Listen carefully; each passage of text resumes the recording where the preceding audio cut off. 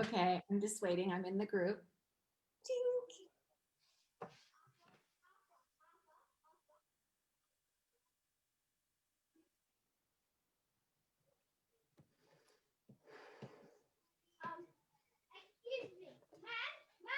Hey, we're live. Hello. Sorry we're a bit late, guys. We're sorting out some technical issues, mainly my technical issues. And now that I've got myself sorted, I can hear background noise. There's kids up in the room up above me gaming. So I don't know if anybody can hear that, but we just have to put up with it. Can you hear it, Lainey? Can you hear the kids playing? Can you hear them?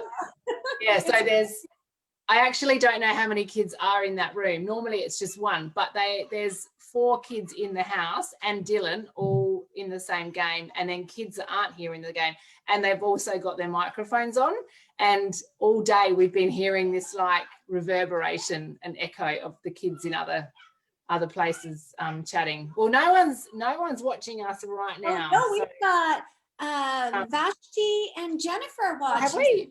And hi guys. I'm not seeing it. Jennifer. Okay, hi Vashti. Hi guys. Oops, sorry. How do I turn? Hang on. Surround sound.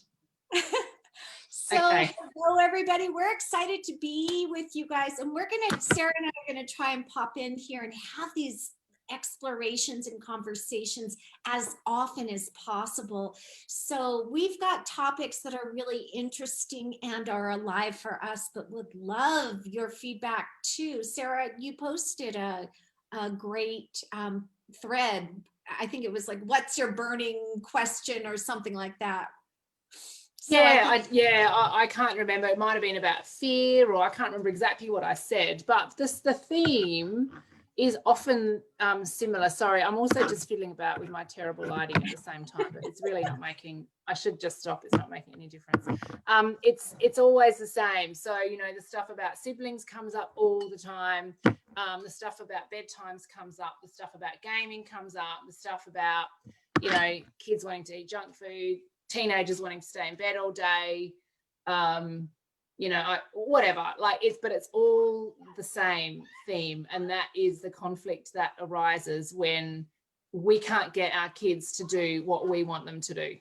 So whether it's putting their shoes on to leave the house, whether it's get your own bag ready, whether it's get out of bed at a certain time, whether it's stop gaming and go do some craft, whatever, it's the same. It's like, how do we get our kids to do what we want, right? That's the thing that comes up all the time. So Jennifer just posted, question was, what is your #1 challenge? Yeah, so that is what yes, that's exactly right. Thank you, Jennifer. Yeah. And I think, like, I know you've got lots of stories to talk about, and I know we're going to jump into this, but I know that the work that I've been doing with not only with teens, but you and I with World Schooling Parents, we talk often about where control comes from, right? So control is rooted from a place of fear.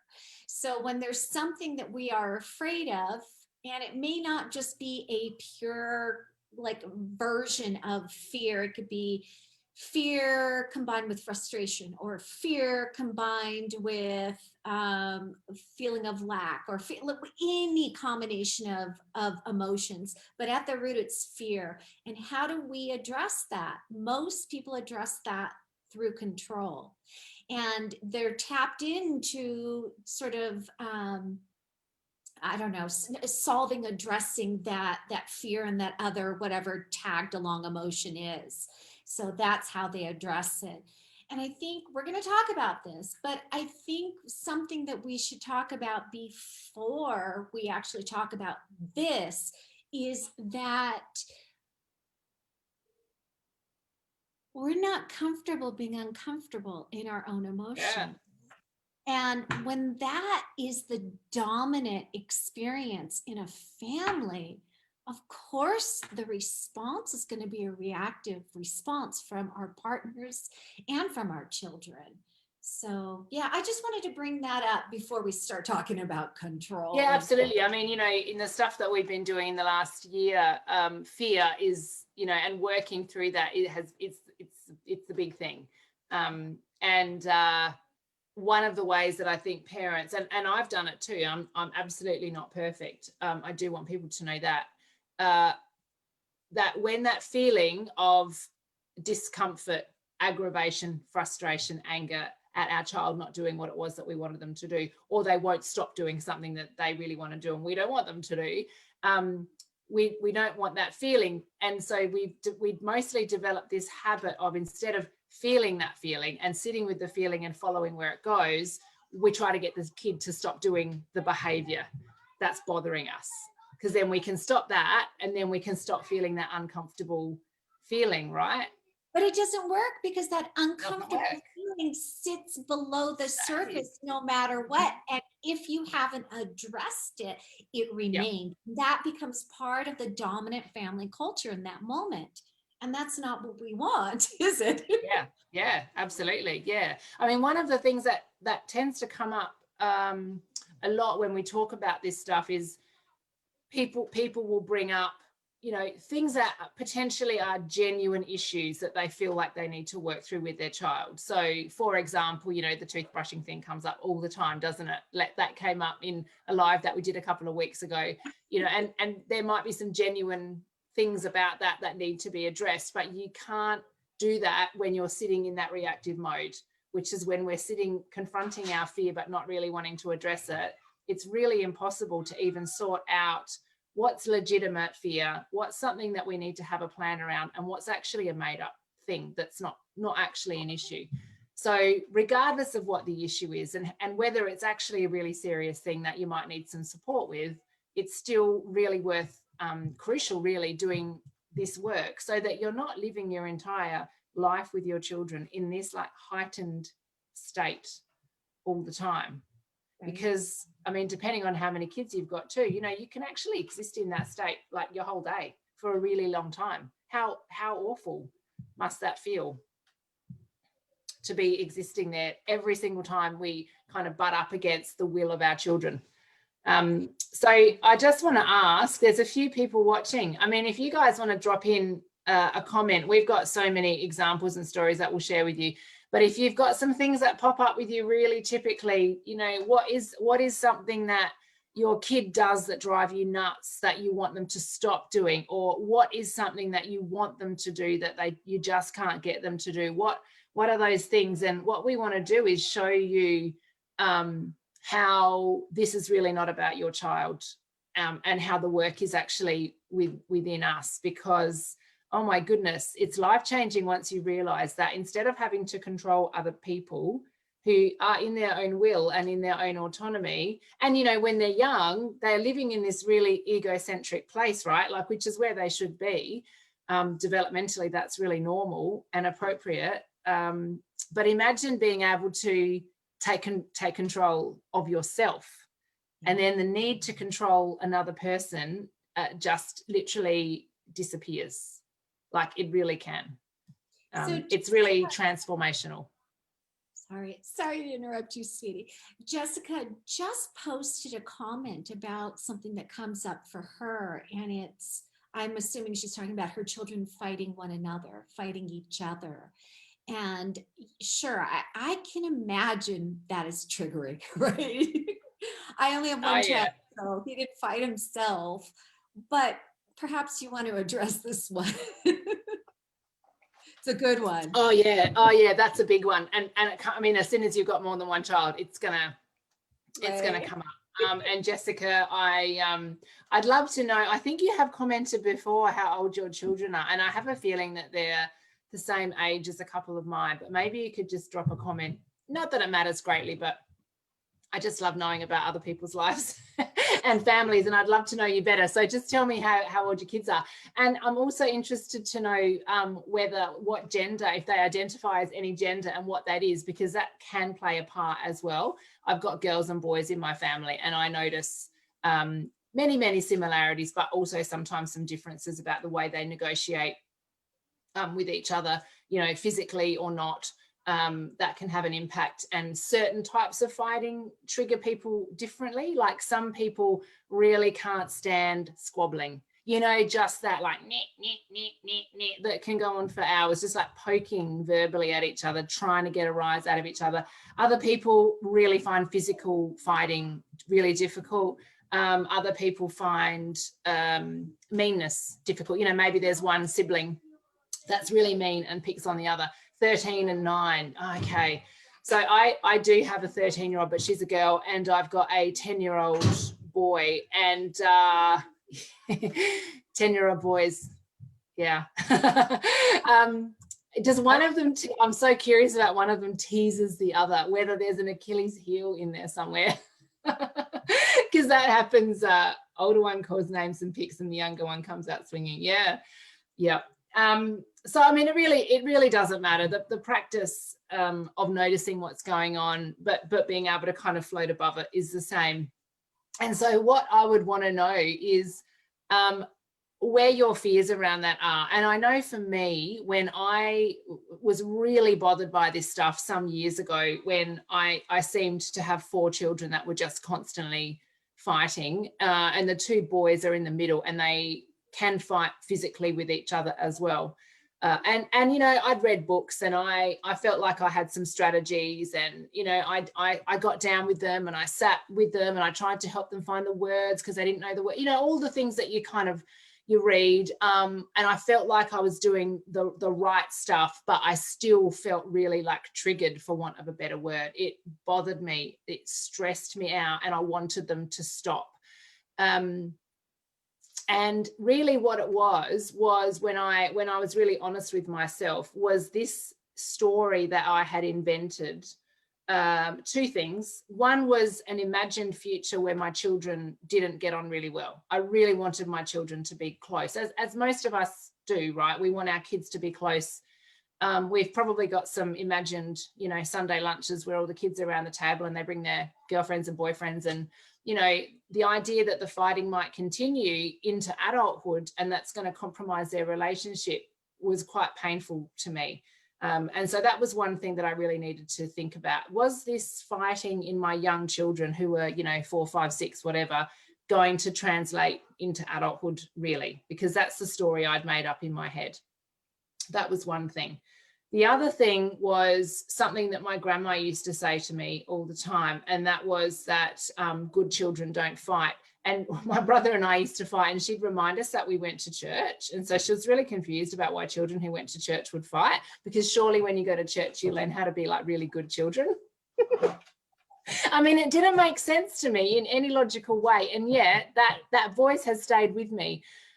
Good children, nice children don't fight. And if you're a parent and you're a good parent and you are doing all of the right things, particularly if you're in the peaceful parenting world, where we are told that we kind of have this idea of what peaceful, gentle parenting means. And it certainly doesn't mean your children aren't peaceful or gentle, and that they're fighting with each other and swearing. And so then there's that idea of what other people are thinking about when they look at your family. How can you be a good mum when your children are fighting? And if you're not a good mum, like, what are you doing? Because I certainly felt, I don't know about you guys, but I certainly felt like I was working really bloody hard. And the idea of working so hard and being pretty constantly exhausted when you've got young children, but still not being a good mum because my kids were fighting, that's a really painful thought. Like, you kind of feel like you're wasting your time. Well, I did too. I'm like, oh my God, this is taking all of my energy and literally all of my time, and I'm still not a good mum. Because if I was a good mum, my kids would not fight. So they were my fears. And so Jessica's just popped in a comment. My fears are them growing into violent people. Yeah. Or learning to continue. Yeah. Learning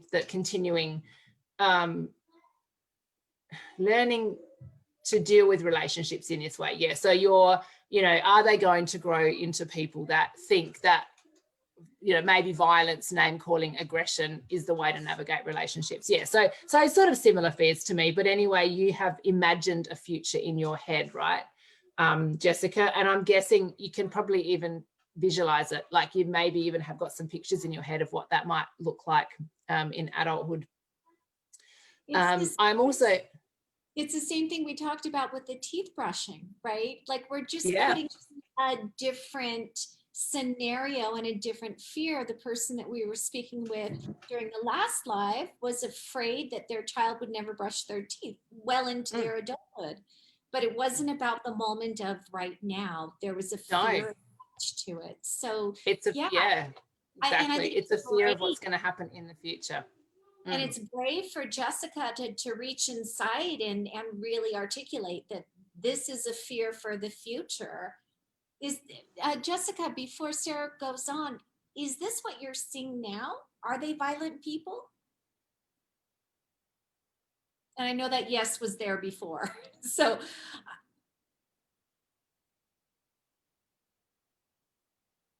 What I wanted to say about young kids, and this is based on my own observation. It's based on reading and research. It's based on talking with other parents. It's based on what I instinctively know, and it's based on how I see my children interacting when they're not fighting, which is actually they're not fighting most of the time. And I'm guessing Jessica's boys are not fighting most of the time. Um, but is that it's actually really normal to learn how to navigate relationships by testing things out on your siblings and in your family, because your family is a safe space. And in actual fact, we had this exact conversation in the last fortnight with my two boys about a scenario that's a common scenario that they fight about. And my younger one, who's 8, said the reason that he treats his brother a certain way and not other people outside of our family, and he said this, I did not put these words into his mouth, was because he knows that he can. He knows that his brother's always going to be there. He knows that his brother's always going to be his best buddy, and he doesn't have to fear that his brother's going to leave. Whereas he doesn't treat people outside of our family like that because he knows that they might not put up with it. And so they don't do it outside of our close. And boys often practice this stuff with really close mates too. It's not just immediate family. We've had a number of really close friendships over the last few years where they practice this stuff in a safe circle of good friends. And it is actually really beautiful to watch when you understand that that's what's going on. Jessica, I'm wondering how you would feel, or if you've ever tried not interfering. What's your strategy? What do you currently do when they're engaging in this bickering or fighting? I'd love to know what you do. I think we know how you feel. I can certainly imagine how you feel because I have felt that same way myself. But I'd love to know what you're currently doing. And then I want to let you in on something that one of my children told me around a year ago, actually. And cousins, yeah, my cousin Laura's in the next room and her son Ruben is the same age as my boys, and they fight like he's a brother. Like it's just yeah, he's one of the gang. And you know, they don't walk up to kids in playgrounds and like start throwing insults and swearing and punching each other. They know that that's not socially acceptable outside of our circle, but they instinctively know that they need to practice this stuff in a safe space. and I want to add to that. There was an incredible Dr. Peter Gray talk that I heard, and he talks about the developmental evolution of family or growing up in the animal kingdom. And he talks about baby cubs, you know, and the lions, and they're constantly fighting each other, and it's a play fight, and it is a way to play and negotiate how to solve problems in that kind of scenario. And I think, Jessica, your response when I asked, are your boys violent? Your response was spot on to each other. Well, this is what Sarah's saying. This is the safe space. This is the arena that they're growing and learning. And I would suspect that there is even though from the parent's ear, it sounds kind of, you know, triggering to you, that there is some playfulness in that. And I'm not making an excuse for somebody pushing somebody else's buttons or somebody calling somebody names, but in the greater scope of things, if you can zoom out a little bit and try and determine what that kind of play is going on, like there is sort of like a dance, a dominance, a you know, they're play acting with one another. And, you know, again, if they're not taking out swords and stabbing each other in the eyeballs, like there is something going on there that they are working out, right? So Yeah. yeah, I just wanted to bring that in. And if you can sort of zoom out and imagine these, you know, lion cubs together and what that might look like in a different context, might help you sort of be the observer of that. Yeah. Emma, hi Emma. Emma's just jumped on and she's recalling as a child. She used to think it was really fun to wind up her big brothers. Yeah, absolutely. And that's actually what I wanted to share with you. And Jessica, maybe it'll just give you a little bit of a different perspective, but my children have told me that they find it fun. So there was a situation a year ago, and I have shared this story before, so I don't know whether you guys might have heard it in a previous kind of chat, but my kids were really niggling at each other one day, and it was driving me bonkers because it was constant, and I was in fear mode, and it was, this particular child is going to grow up continuing to do this with everybody that they meet, and they're never going to be able to have a relationship, and they're going to end up living with me forever, you know, like whatever. I'd made up some ridiculous, because they were niggling at each other. And I did jump in. I was just constantly trying to get them to stop, and they didn't care what I said because they were into it. But they actually sat me down. I took two of them into the car actually, and they told me that I interfere too much, and I sometimes make it worse because I've got my own adult perspective, which is different to theirs. And when I come into the situation and layer what's going on with my own ideas, I inflame the situation. They also told me that they find it fun. So that kind of backs up what Emma just said. She remembers finding it fun, and they get something out of it. So we've now got this kind of agreement really in our family, because we've talked about it, that unless someone asks me for help, I don't get involved.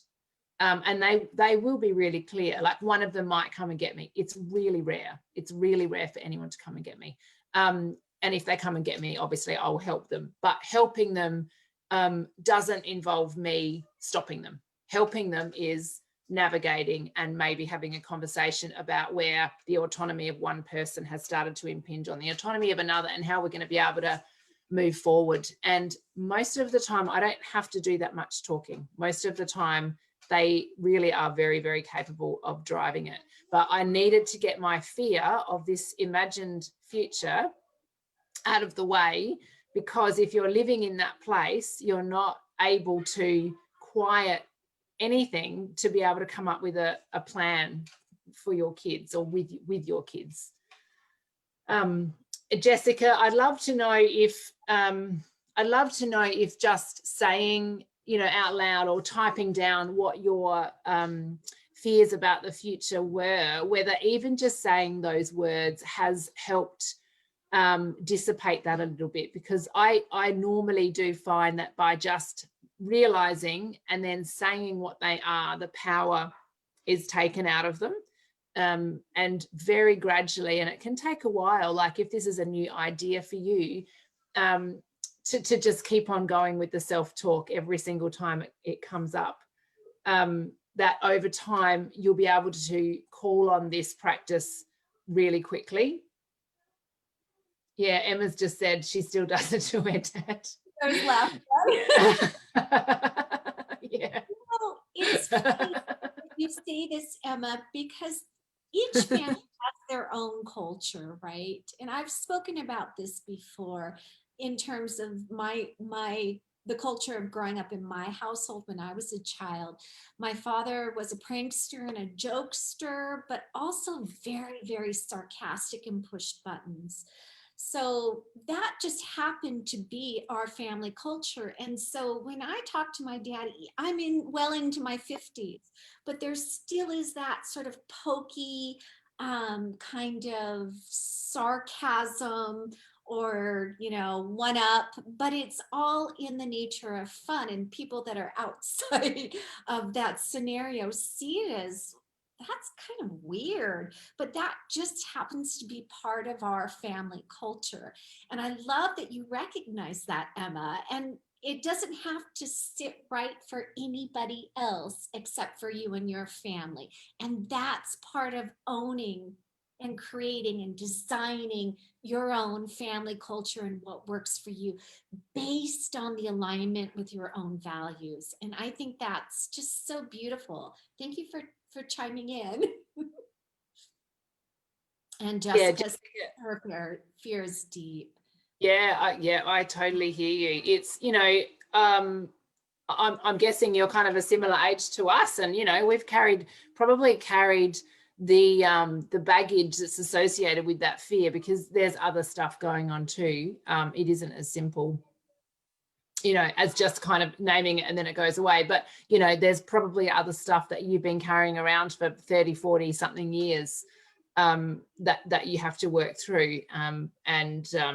And it is hard work, because you've got to feel it. Like if you've been in reactive mode when your kids are fighting and you just want them to stop, or as you said, you just kind of remove yourself and go and hide, but whatever you've been doing, you've been actually pushing that fear down because you don't want to feel it.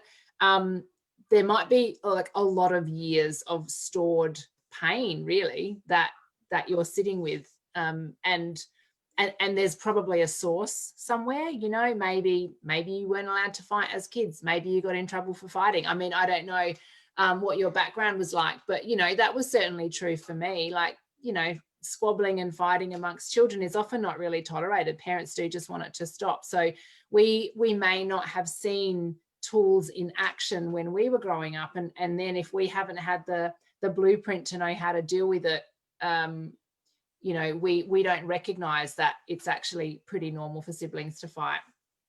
I'd love to jump in because there's something on the flip side that we're not addressing here. And Sarah knows that I love the analogy of using a coin, right? Because on one side, there's one side of the coin, and the other side of the coin is the exact opposite, that we're talking about the same thing.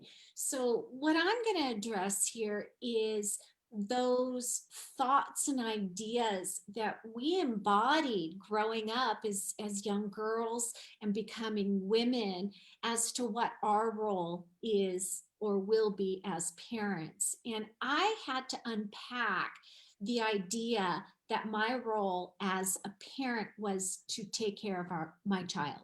Okay, so that's a big one. Taking care of our child is the obvious one, but what I had to unpack was what that looked like. And so, what that looked like for me was a lot of controlling to keep him safe, a lot of sort of micromanaging, a lot of giving him information that I think he should have to be prepared for life. And that's all pretty common kind of conventional programming. And that's the stuff that I had to de-school out of myself, right? So as soon as I realized that my son was not an empty vessel for me to put in my intention or my thoughts, or control him and prevent him from making mistakes, like those are the things that I had to unpack and program. And so part of that is your work too, Jessica. You believe that you need to guide your children so they will be functional adults, right? And you mentioned earlier that they will know how, or your fear is that they won't know how to be in relationship with other people. And part of the work that we have as parents is understanding that we're there to hold space and facilitate their learning of that. We're not there to guide them into being in relationship in a way that is safe and secure, and all these different ideas that we have. And I know this is getting a little bit abstract because it challenges the very nature of what we want as parents. We want to produce and set out into the world healthy adults, right, that are well adjusted. But the way that we get there is not through control, as convention would tell us, right? So that's a powerful, path that we could go down at some other point, because there's a lot of deschooling that happens within us as parents. Yeah, So I think no, absolutely. Like, we've got this idea of what it means to be a good parent or a good mother. And most of those ideas have us running around like crazy people, doing all the stuff, fixing all the hurts, stopping the hurts from happening, um, and more than just guiding, but often telling them how to navigate everything. But that's kind of what we're told a good mother does. yeah, And man, we so want to be a good mother, right? Like, the thought that someone would think that we're not a good mother is really painful. And so there is this conflict, because we've got this agenda. It's like twofold. Yeah, we want our kids to be a particular way, but we want the world to see us a particular way too. We want the world to think that we're doing a good job. We want the world to validate our own worth. And so we need our kids to be a particular way, and we need to perform a particular way. This is the truths that we've kind of mostly bought into. So this is a huge amount of unlearning, really, that actually we don't have to do half the stuff we think that we have to do, which puts into question then, well, like, what are we then if we're not that? If we're not running around busy doing all the stuff, making sure our kids are amazing, what are we? What's our role? Like, and that's a big question. That's something that hi Jessica, thank you so much for popping on. Yeah, that's been a really large part of my own inner work since having children.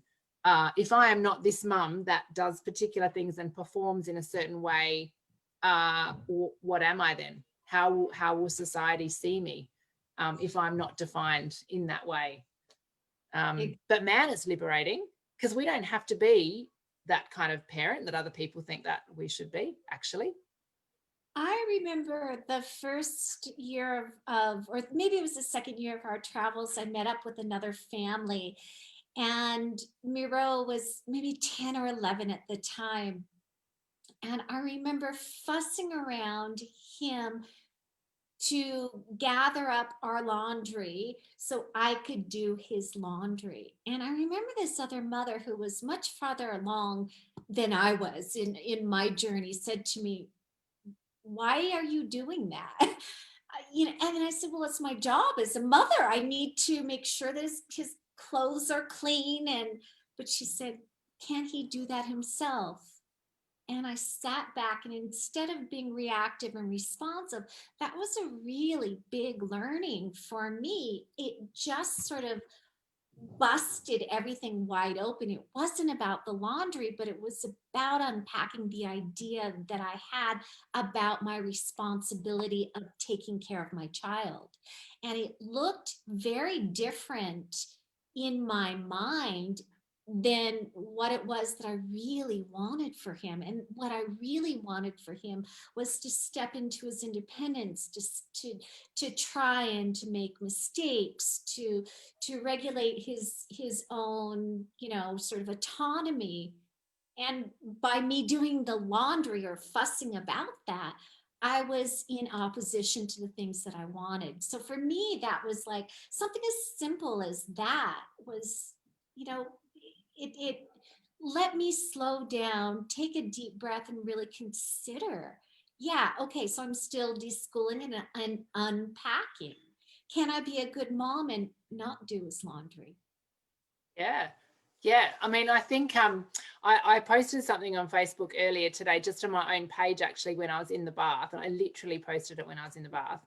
And I've like gotten really into having baths in the last couple of years, since my children told me I could actually do that and I didn't have to be fussing over them all day long. I'm like, okay, I'm down with that. And it's kind of, I often reflect on it while I'm in the bath, because it's that simple ritual. And I don't do it every day. I don't even bathe every day. But I don't need to be I don't need to be the mother that races through her shower frantically so she can get one. I mean, sometimes I do. There are times where you do just have to do that. But it's not only a gift to our children, but ourselves too, to realize that when we're not spending all of that time controlling and being in conflict with our children, then we've got time to do other stuff as well.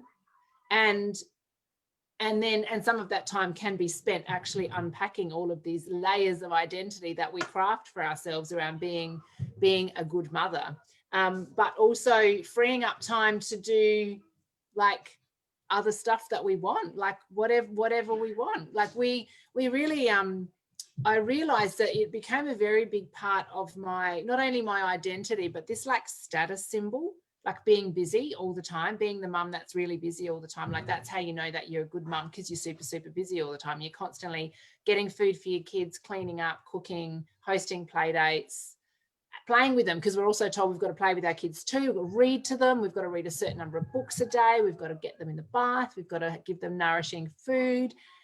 It takes like the whole day, and that becomes a sign, really, like this symbol of how good a mother we are by how busy we are. And so an important part of our role in motherhood, so we're told, is all of these controls that we impose on our children. That, when I was really honest with myself, was just feeding my ego, because then other people would see how busy I was and tell me and notice. And that made me feel like, oh, okay, yeah, I am a good mum. I'm so tired. Oh my God, I'm so tired. I've hardly eaten. That must mean I'm a really good mum. Yeah. And so when you let go of all of these little battles that we don't have to have with our children if we choose not to,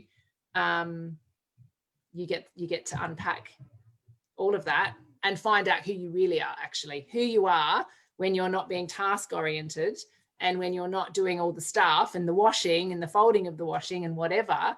Who are we, like, underneath, as mothers and as women and dads? You know, maybe there's some dads watching. I can't see any dads watching at the moment, but some of them do. Hi Emma, hi Carly. Yeah, Emma just said she doesn't really like playing when they're young. I don't love all sorts of playing. It depends, you know, and I've certainly done my fair share, and I still do, but yeah, I don't love it. But I think it's one of those things, like, we're told we've got to do so much stuff, and then we've also got to do tea parties for 5 hours a day as well. And so if we don't feel like it, or we don't want to, or we don't find that fun, then often we can feel really like ashamed because we're not the mother that we're told we're supposed to be. And I could tell you, Emma, for me, in reflection of my parenting journey, my son is now 21, as many of you know. Like, there are certain periods of his life where I was a lot more engaged, and play was a lot easier, and other areas and stages in his life where I sucked at being that person. And so we show up as human beings too, with our natural abilities. We don't have to be super mom. We can show up and do the best we can, right? So don't be hard on yourself. And I think it's up to us to be able to heal this generational pressure to redefine what it means to be a partnership parent. Like, what does it mean to be a mom who's in partnership with their children? And get really, really clear about that. Maybe that'll be another live that we could do. We can together, we can, you know, workshop that, or maybe we'll just do that in an actual workshop. But to me, that invitation, by rejecting, you know, the mom who does laundry versus the mom who shows up in the best capacity that she can show up, that rewrites the story just a little bit and gives us freedom to be ourselves. Yeah. Yeah, absolutely. And that, I mean, that is, you know, we do talk a lot, Lainey, about agenda and not having an agenda. But, you know, if there was going to be a benefit or a tangible kind of like outcome, if you will, to parenting and living in partnership with our children, it's to me, that's what it is. Like, my children get to be exactly who they are, but I get to be exactly who I am as well. I don't need to fit into anybody else's definition of a parent. And my children don't need to fit into anybody else's definition of being a children. We're all free actually to just be exactly who we are. And that is going to look really different in every family. Like everybody's got their own challenges. Emma just commented that she often feels like she's a bad mum because she's exhausted. Yeah, I mean, you know, sometimes it feels like we've got an impossible job, doesn't it? We've got to be all the stuff, and still like perky and have fun and get the kids out on the weekend for bike rides and stuff. But you know, for me, taking out some things that I noticed actually didn't really need to be done, and my kids were pretty certain they didn't need to be done, and that is trying to get them to do the stuff that I wanted them to do that they had no interest in doing. It frees up time, it frees up energy. And that's not to say that there aren't some times where shit's got to get done. You know, I get that. Sometimes we've got to leave the house, and so we've got to find shoes, and that's super boring for most of the kids. And sometimes it really just has to happen. It usually takes a really long time because they go out so rarely they don't know where their shoes are. But it really does. Once you can get that fear out of the way, you're more easily able to sort through, okay, what is the stuff that is important and how can we navigate that in partnership, rather than feeling like as the parent you have to be the one that's constantly in control, which is really exhausting. Absolutely.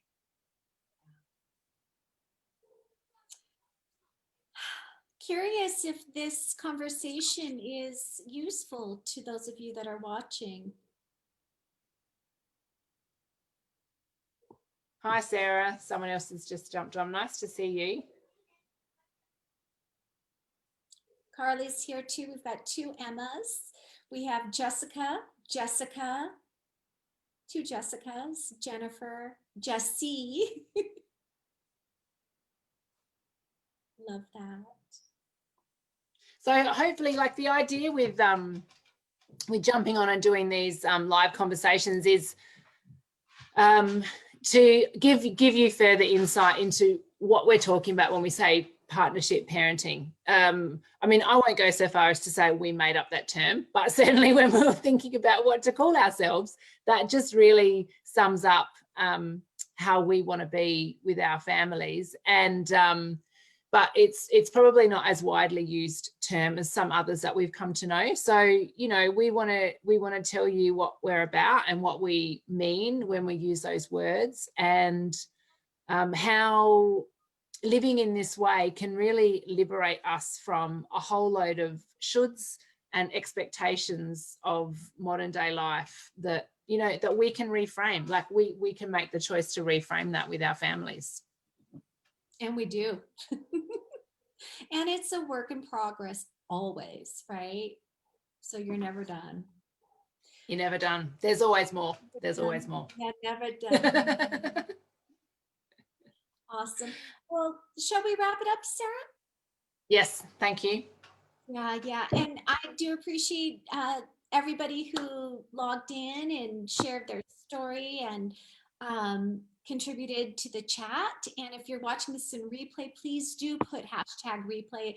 It lets us know that somebody has watched it and is interacting. And if there are comments or questions, if you're watching this in replay, by all means, let us know with that hashtag and we will respond in kind. So perfect. Thank you, everybody. And thanks, everyone. Good night. Wishing everybody a fantastic new year. See you soon.